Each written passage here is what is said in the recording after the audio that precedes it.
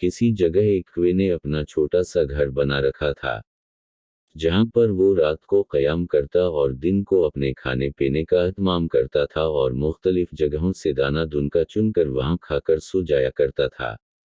एक दिन ऐसा हवा कि कुआ दिन के वक्त अपना पेट भरने की खातिर एक ऐसी जगह पर जा पहुंचा जहां बहुत ज्यादा पानी था और पानी के इर्द गिर्द थोड़ा सा गोश्त मौजूद था।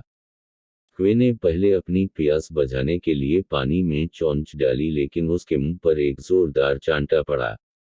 ये चांटा एक चैल ने उसके मुंह पर मारा था, जो पहले से पानी के हौज में मौजूद थी और अपनी प्यास बुझा रही थी।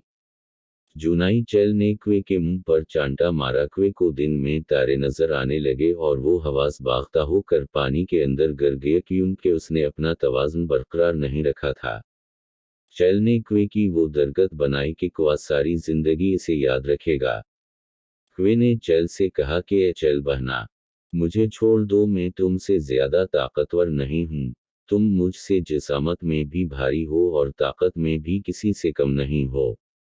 मैंने सुबह का खाना भी नहीं खाया, इसलिए गोश्त के चंद टुकड़े मुझे भी चलने दो ताकि मैं अपना पेट भर सकूं। मैं तुमसे वादा करता हूं कि गोश्त के कुछ टुकड़े खाकर मैं यहाँ से चला जाऊंगा और फिर तुम जो जी में आए करना। चैल चपके से कुएं की बातें सुनती रही, फिर बोली, क्या कुएं, तुम रोजाना यहाँ आते हो, सब कुछ हड़प कर जाते हो और दूसरे जानवरों का उसमें कुछ नहीं होता।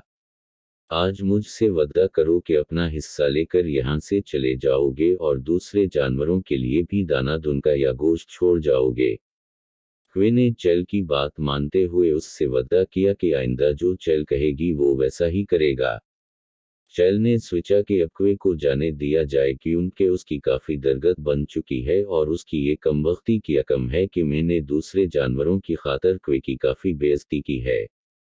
चनाचा चैल ने इंसाफ करते हुए कहा कि आज के दिन के लिए तुम इतना गोश्त ले जा सकते हो जितना कि हजम हो जाए। कल से तुमने मुझसे जो वादा किया है वो पूरा करना और सिर्फ अपने हिस्से का खाना लेकर जाना ताकि दूसरे जानवर भी उससे मुस्तफीद हों। कुएं ने एक मर्तबा फिर चैल से वादा किया कि वो वैसा ही करेगा जो चैल कहेगी। चनाचा कुएं ने थोड़ा सा गोश्त अपनी चोंच से उठाया, चैल को खुदा हाफिज कहा और खुद उड़कर अपने घर पहुंच गया। प्यारे बच्चों, उस कहानी से ये सबक मिलता है कि किसी का हक नहीं मारना चाहिए और सिर्फ इतना ही हर चीज में से अपना हिस्सा लेना चाहिए, न कि लालच में आकर सारा हिस्सा हड़प कर देना चाहिए।